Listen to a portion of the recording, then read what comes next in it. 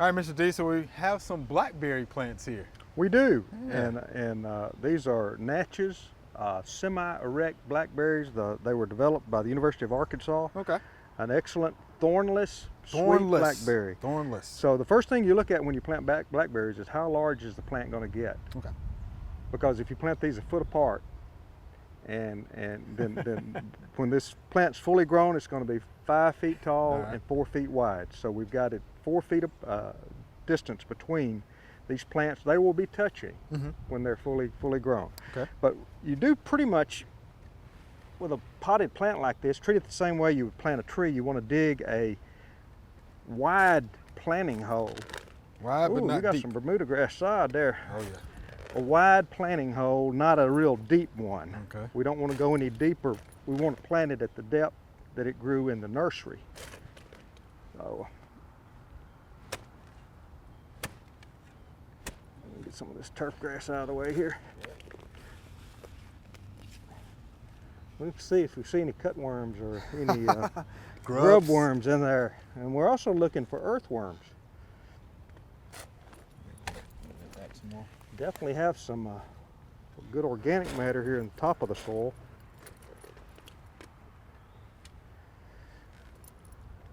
This is probably Memphis silt loam here. Really good soil. Good stuff. The reason you don't dig a really deep planting hole is when you water these in, or when the rain waters these in.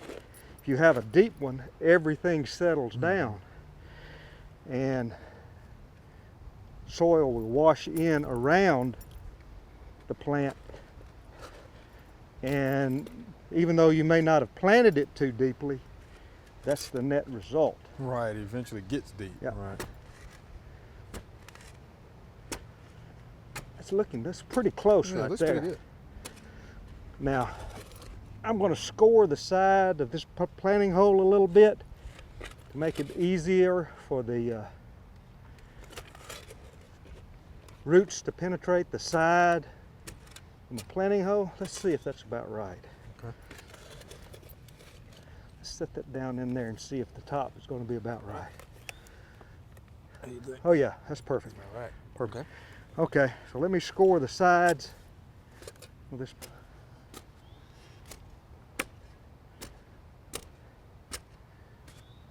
And again, you're doing that because you want the roots to... Roots to, more easily be able to penetrate that. Okay. And let's check this root, see if it's root bound. Yeah, because I'm going to get over this. don't tell her how long it's been in that pot. It's pretty good size. Aha. We do have some root, Oh, yes. a little bit root bound.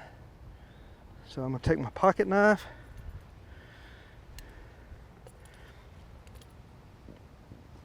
and make about 4 cuts. Okay.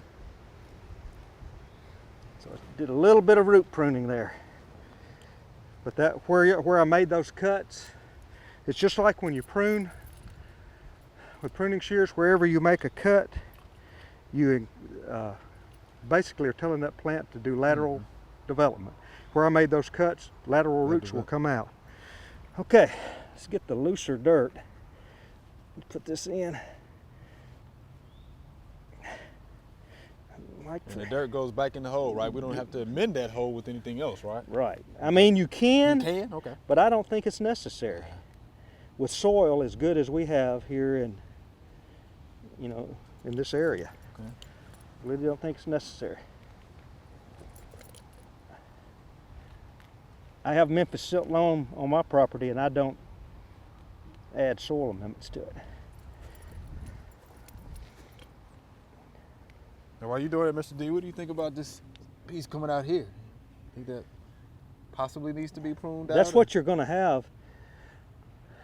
You're going to have, these plants are going to be coming up from the ground all around this. It'll create a hedge, and they will spread just like wild blackberries. Okay. They're not going to be one little plant here. Right, I got So you. I mean, you can try to control it by taking those off if you want to, but in about 3 or 4 years, what you're going to have is a hedge here, and you're going to be trying to contain it, Okay. which you can do in a lawn situation like this.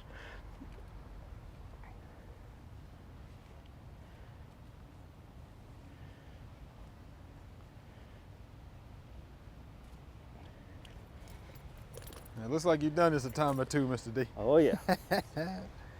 Do you like blackberries? I do. I do. I've got blackberries planted. Okay. With this variety, you're not even going to have to trellis it. I have trailing blackberries, and I'm always trying to keep them under control. They keep trying to leave their area. They keep infringing on my blueberry plants, and so I have to kind of do some pretty heavy pruning on them from time to time. Now, I think we're about to get a rain here. If I didn't think we were going to get a rain, I would want to water this in. Okay. To let, get the air bubbles out. Right. Make sure everything's settled down. You probably ought to do that anyway, because if you don't, it won't rain. That's usually the case, right? Even though you've got a forecast and radar says it's coming, but if you are depending on rain to water your plant in, it's just not going to happen.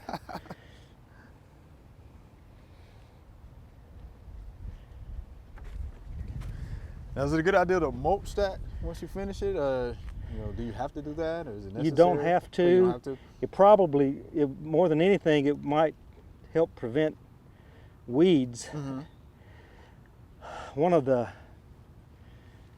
There's a few herbicides you can use around here. And with this Bermuda grass, Yes. you're probably going to need to use Post, and it's okay. It won't hurt the blackberries. You can just spray it right up even on the edge of the plant, and it'll take the Bermuda grass out. It won't control broadleaf weeds. Okay? Okay. That little fella's okay now. I think it's all right. You see, I want to make sure I can see that original soil right there. And eventually, we can even pack it down a little bit. All right. And Mr. D, while you're doing that, we definitely appreciate that demonstration. Well, you're most Can't welcome. wait to see what this looks like in years to come. It'll be here. It'll be here after the Bermuda grass is grown, I think. Blackberries are very tough.